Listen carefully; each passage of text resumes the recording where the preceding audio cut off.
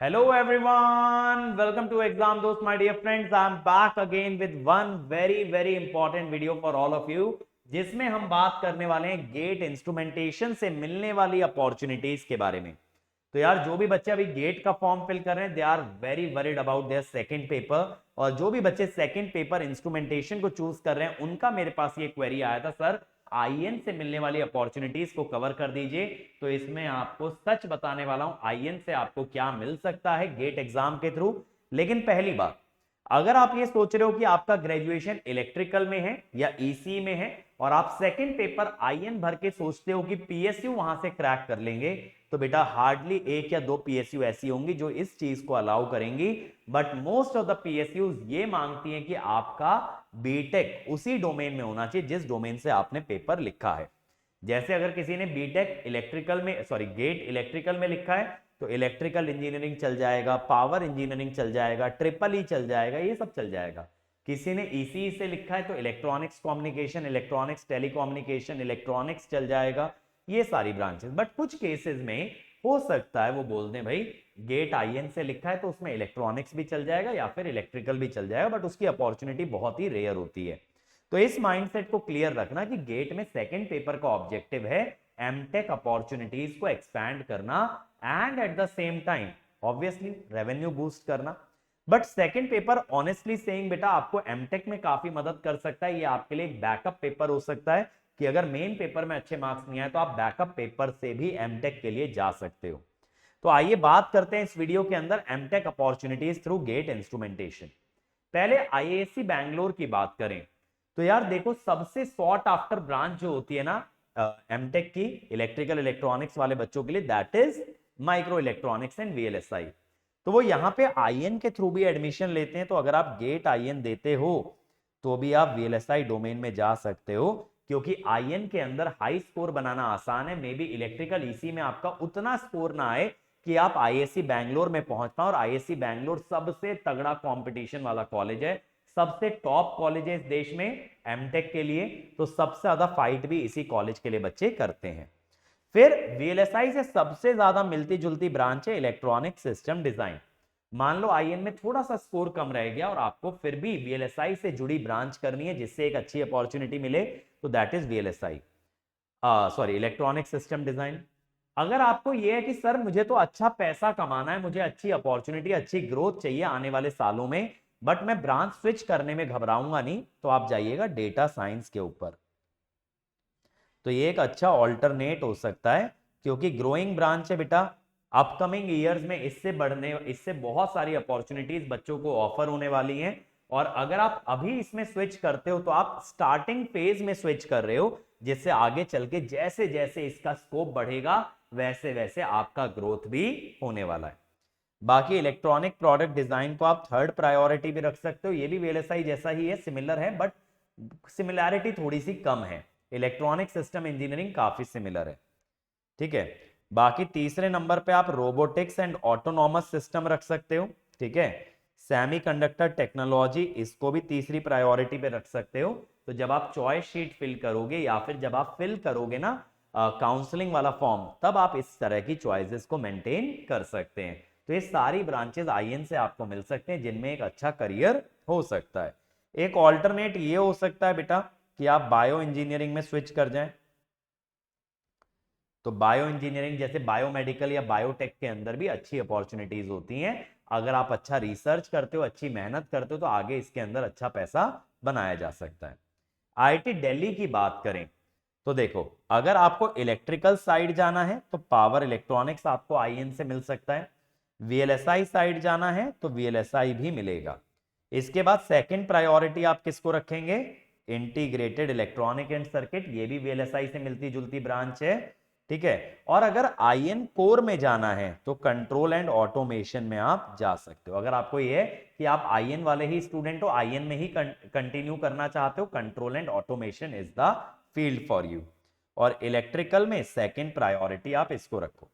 अगर electrical domain में रहना है तो ये होना चाहिए, और अगर ईसी में जाना है तो ये होना चाहिए, यानी वीएलएसआई डोमेन में जाना है और इलेक्ट्रिकल कोर में रहना है तो first two things should be your priority. Computer technology में ये मत सोचना कि बहुत कंप्यूटर साइंस सीख जाओगे, बहुत ज्यादा तो नहीं सीखोगे, बट यस थोड़ा कंप्यूटर्स की तरफ आप जा सकते हो।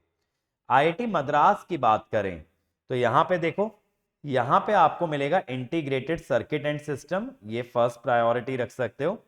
सेकंड, इलेक्ट्रॉनिक सिस्टम डिजाइन में आप आ सकते हो, ठीक है। और अगर आपको बायोमेडिकल की तरफ जाने में इंटरेस्ट है तो ये एक आपके लिए ऑल्टरनेट हो सकता है, जिसमें आज के जमाने में काफी अच्छी अपॉर्चुनिटीज अवेलेबल है। बाकी आरएफ फोटोनिक्स और क्लिनिकल उतना मजेदार चीज नहीं है। अब ये देखो आईआईटी मद्रास के अंदर, ठीक है, और क्या अपॉर्चुनिटीज हैं आपके पास, industrial mathematics, metallurgical, functional material, control and optimisation, ये आपके लिए आईएन से जुड़ी ब्रांच हो सकती है। कंट्रोल, इंस्ट्रूमेंटेशन, ऑप्टिमाइजेशन, ये सारी चीजें जो हैं आईएन से जुड़ जाती हैं। और यहां हम बात करें टीचिंग असिस्टेंटशिप की, टीचिंग असिस्टेंटशिप का मतलब होता है जहां प्रोफेसर के असिस्टेंट आप बन जाते हो, उनकी मदद करते हो बीटेक वाले कोर्सेज को रन करने में, तो वहां पे आपको स्टाइपेंड भी अच्छा ऑफर हो जाता है। आईआईटी रुड़की की बात करें बेटा तो सेमीकंडक्टर इंजीनियरिंग, ये आपका पहला हो सकता है सेमीकंडक्टर, क्योंकि वीएलएसआई से रिलेटेड है। आईएन कोर में अगर जाना है तो सिस्टम एंड कंट्रोल हो जाएगा। इंस्ट्रूमेंटेशन, सिग्नल प्रोसेसिंग, ये आप सेकंड रख सकते हो, सिग्नल प्रोसेसिंग में भी बहुत अच्छा है। अगर इलेक्ट्रिकल कोर में जाना है तो रिन्यूएबल और हाइड्रो एनर्जी में जा सकते हो। इंडिया एक ऐसा देश है जो कि रिन्यूएबल में काफी ज्यादा रिसर्च कर रहा है, तो आगे जाने वाले टाइम में, यानी आगे आने वाले, मैं कह रहा हूं 5 से 10 साल के अंदर ना, आपको इस फील्ड के अंदर रेवोल्यूशन देखने मिलेगा। और अगर फील्ड स्विच करनी है तो बेटा सबसे ज्यादा बूमिंग फील्ड आज की डेट में है आर्टिफिशियल इंटेलिजेंस और डेटा साइंस, इसमें फर्स्ट और सेकंड प्रायोरिटी आप ऐसे रख सकते हो। तो अगर आप देख रहे होगे बेटा, आप ही के अराउंड आप डेली बेसिस पे देखते होगे कितने सारे एआई टूल्स जनरेट होते जा रहे हैं, तो आर्टिफिशियल इंटेलिजेंस एक ऐसा है ना जो अभी इंक्रीजिंग स्लोप पे बहुत स्टीपली, बहुत तेजी से बढ़ रहा है। तो जो लोग इस समय पे इस नाव में चढ़ गए वो आगे की जिंदगी बहुत आराम से काटने वाले हैं। आईआईटी कानपुर की अगर बात करें तो देखो एरोस्पेस है, बायोलॉजिकल है, geo informatics, management science, sustainable engineering, control automation, robotics automation, तो ये ऑटोमेशन वाली जो ब्रांचेस हैं ये आईएन का कोर हो जाता है। इलेक्ट्रिकल साइड जाना है तो इधर चले जाओ। इन्होंने ईसी वाला ना कुछ ज्यादा नहीं रखा, ये ईसी का है, फोटोनिक्स जो है ये ईसी का हो जाता है। बाकी बायोमेडिकल ये एक ऑल्टरनेट फील्ड है, जैसा मैंने बताया, इसमें भी अच्छी अपॉर्चुनिटी है। और एरोस्पेस इंजीनियरिंग भी ऑटोमेशन वाला ही है, देखो लिखा है अनमैन्ड एरियल सिस्टम, यानी जो कि इंसान नहीं उड़ा रहा है, ऑटोमेटेड है, ये भी आईएन से जुड़ी ब्रांच है। तो थोड़ा सा अपना इंटरेस्ट भी देख के जाना बेटा अपॉर्चुनिटी के साथ साथ, कि आप कहां पे कंट्रीब्यूट कर पाओगे, कहां आप अच्छा काम कर सकते हो। आईआईटी बॉम्बे की बात करें, आईआईटी बॉम्बे की बात करें तो देखो इलेक्ट्रिकल कोर में जाना है तो ये आपकी पावर इलेक्ट्रॉनिक्स खुल जाएगी। बाकी ईसी में जाना है तो ये फर्स्ट और सेकंड प्रायोरिटी आपकी ईसी वाले डोमेन में जाने के लिए हो जाएगी। और ये आईएन का कोर हो गया, कंट्रोल कंप्यूटिंग। और बायोमेडिकल एक ऑल्टरनेट फील्ड हो गई आपके लिए, जिसमें अच्छी अपॉर्चुनिटीज मिलेंगी, ये भी आईएन से रिलेटेड होती है बायोमेडिकल काफी हद तक। और इसके अलावा देखो सॉलिड स्टेट डिवाइस, ये तीसरा हो गया ईसी में प्रायोरिटी। एनर्जी सिस्टम इंजीनियरिंग ये इलेक्ट्रिकल में सेकंड प्रायोरिटी पे रख सकते हो अगर इलेक्ट्रिकल की तरफ जाना है। सिस्टम कंट्रोल इंजीनियरिंग अगेन ये आईएन का कोर है, ठीक है, इसमें भी ठीक ठाक प्लेसमेंट होती है। आईईओआर ये मैकेनिकल से रिलेटेड ब्रांच है, बट इसमें मैकेनिकल का यूजेज थोड़ा सा कम होता है, ये मैनेजमेंट ज्यादा साइड होता है, सप्लाई चेन मैनेजमेंट, जहां पे आप सप्लाई चेन मैनेज करते हो पूरी कंपनी की, कि रॉ मटेरियल आ रहा है, क्या क्या चीजें कहां से सोर्स कर रहे हो, वो सारा, तो ये बेसिकली मैनेजरियल चीजें आपको सिखाएगा। सिस्टम कंट्रोल अगेन आईएन से जुड़ी हो गई, और बाकियों में इतना मजेदार कोई है नहीं। आईआईटी खड़गपुर की बात करें तो देखो ऊपर ही आपका आईएन का कोर आ गया, कंट्रोल सिस्टम आ गया, और instrumentation and electronics, integrated electronics, तो यहां थोड़ा सा आपको वीएलएसआई का फ्लेवर मिलेगा, यानी आप वीएलएसआई वाली कंपनीज में बैठ पाएंगे, ठीक है। बाकी इलेक्ट्रिक व्हीकल ये भी एक अच्छी अपकमिंग ब्रांच है, जिसमें अगर आप काम करते हो तो आगे अच्छी अपॉर्चुनिटी हो सकती है। ये ईसी साइड की ब्रांच हो गई, एम्बेडेड कंट्रोल एंड सॉफ्टवेयर, बाकी इतना गजब की कोई ब्रांच नहीं है। और ये भी आप ईसी के बारे में सोच सकते हो, सिग्नल प्रोसेसिंग और मशीन लर्निंग। आर्टिफिशियल इंटेलिजेंस के साथ साथ मशीन लर्निंग का भी जमाना है भाई, ठीक है। इसके अलावा देखो OR and data analytics, biomedical, ये तो मैंने आपको बता ही दिया, ऑल्टरनेट है। मेडिकल इमेजिंग, ये दोनों की दोनों बायोमेडिकल से रिलेटेड ही हैं और इसका भी बहुत अच्छा स्कोप है। बाकी क्वालिटी रिलायबिलिटी मैनेजमेंट वाला काम है। फंक्शनल मटेरियल एंड डिवाइसेस, ये ना ईसी में मटेरियल वाला काम आप कर रहे हो, वीएलएसआई का ही एकदम रूट लेवल पे जहां आप मटेरियल पे रिसर्च करोगे। सेफ्टी इंजीनियरिंग अगेन आपका ये जो है मैनेजमेंट रिलेटेड है।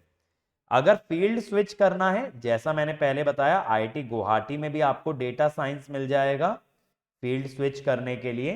सिस्टम कंट्रोल ऑटोमेशन, ये आईएन का कोर हो गया।